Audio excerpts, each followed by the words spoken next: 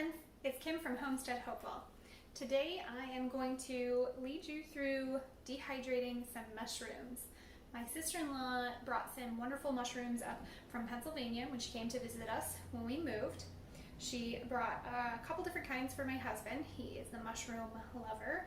I don't really like the texture of mushrooms, so as long as it tastes like mushroom without the texture, I'm fine.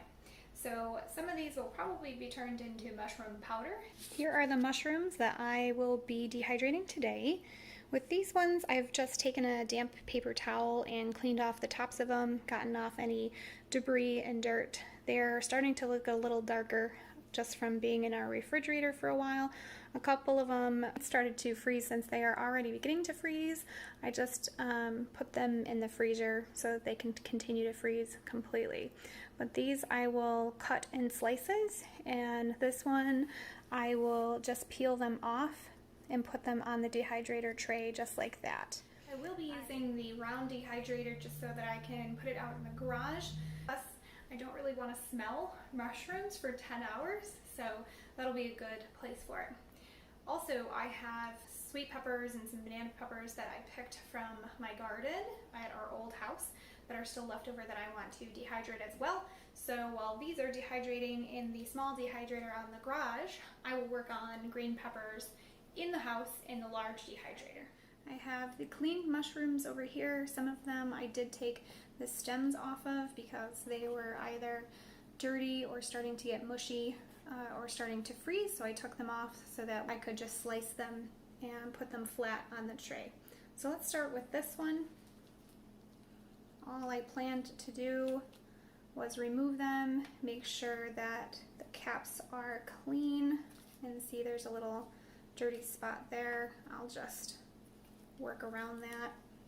So when you dehydrate mushrooms, they can be rehydrated with just some hot water, or pulverize the dried mushrooms and make it into a mushroom powder. My sister-in-law gave us some of the mushroom powder. My sister-in-law gave us, my husband has used mostly in pasta sauces, but he also put it in scrambled eggs for our family, and we all seem to enjoy it.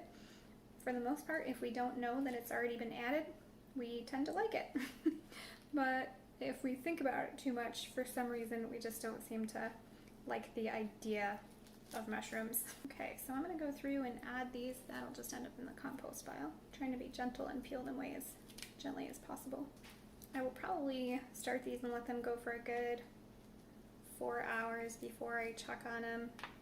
And then I'll start checking on them in about 4 hours because some of these are smaller. I'm just pulling off this ice.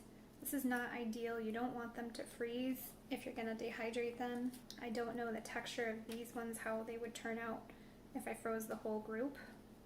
It'd be much more difficult for me to use them individually, but at least I can preserve some of them. Alright, it looks like I'm getting into a frozen kind of clump here. We've got one tray of those. For the rest of these, I'm going to take the domes and all the capped mushrooms, and I'm just going to cut them in slices. Trying to be as uniform as possible so that when I lay them out, they'll hopefully dry at about the same time. Since I have so many different kinds of mushrooms though, I know that I'm going to have to chuck them. Right, I'm going to continue cutting and then I'll just bring you back. Alright, so I have 2 trays of the domed mushrooms and 1.5 of the other. So I'm going to put these together and take them out to the garage and get them started on the dehydrator. Okay friends, it has been about 7 hours and the mushrooms are finished. This is the final product.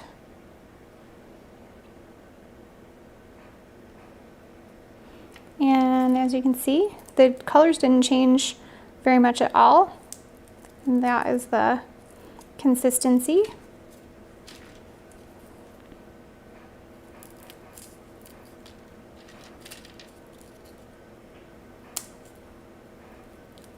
So they are very dry. I'm going to put these in a canning jar and put them near the stove where my spices are. so that they'll be easily accessed so that I can add them to soups or stews or anything like that. And there you have it. It was about 7 hours.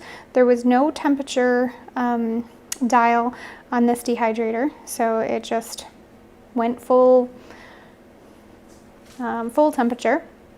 I did have it out in the garage, and I am very thankful for that because they were quite aromatic. Kind of smelled a little bit like feet, but that's okay.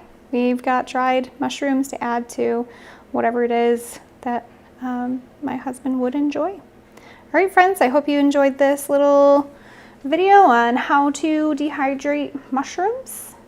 All right, friends, thanks for watching. Bye-bye.